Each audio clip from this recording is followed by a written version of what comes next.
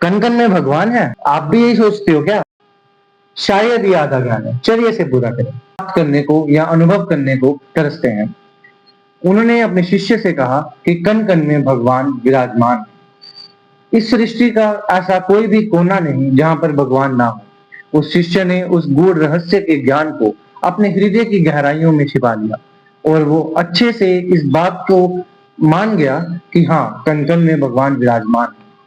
अब उसी बात के कुछ दिनों बाद वह विद्यार्थी अपने गुरुकुल की ओर जा रहा था और वह उसी रास्ते में उसे एक पागल हाथी दौड़ता हुआ उसकी ओर आता हुआ दिखा। उस हाथी को कंट्रोल करने के लिए उसके ऊपर एक इंसान या एक लड़का सवार था, जो कि जोर जोर से चिल्लाकर बोल रहा था कि ये हाथी पागल है, इसके सामने से हट जाओ, ये हाथी तुमको मार देगा, इसके सामने से हट जाओ। लेकिन उस विद्यार्थी को कुछ और ना सूझा और उस विद्यार्थी को अपने गुरु की वह बात याद आई कि कण कण में भगवान है, तो इस हाथी में क्यों नहीं?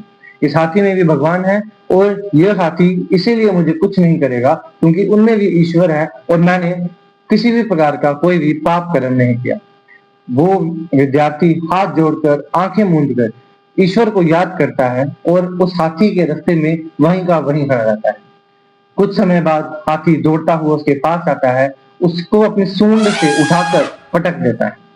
उस विद्यार्थी को काफी चोट आती है। कुछ समय बाद उसे जब होश आई, वो अपने गुरुकुल गया। उसने गुरुजी से कहा कि आप ये चोट देख रहे हैं।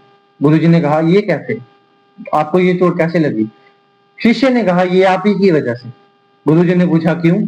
शिष्य ने यह उत्तर दिया कि आप ही ने मुझे यह उपदेश दिया था कि कण कण में भगवान है। मैंने उस हाथी में भी भगवान को देखा और उस भगवान ने मेरे साथ ऐसा कर दिया।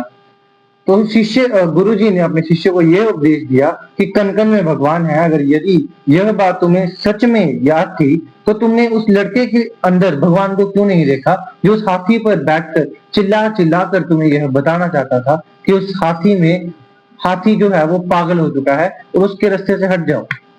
क्या तुम्हें उस लड़के में भगवान नहीं दिखे? तो यही इस स्टोरी का उद्देश्य है, गोल है या मॉरल है कि कण कण में भगवान है, परंतु फिर भी हमें अपने विवेक का पूर्णतः इस्तेमाल करना चाहिए। एक अंध भक्त की तरह किसी भी राह पर नहीं चलना चाहिए। हर एक के अंदर भगवान है, यह हम मानते हैं। हर एक कण कण में ब्रह्म उपस्थित है, यह हम मानते हैं। परंतु हर जीव का अपना एक विशेष गुण है। उसके आधार पर और हम अपने विवेक के आधार पर हमें हर चीज को परखना चाहिए और उसके बाद ही अपने जीवन में उतारना चाहिए। जय श्री राम।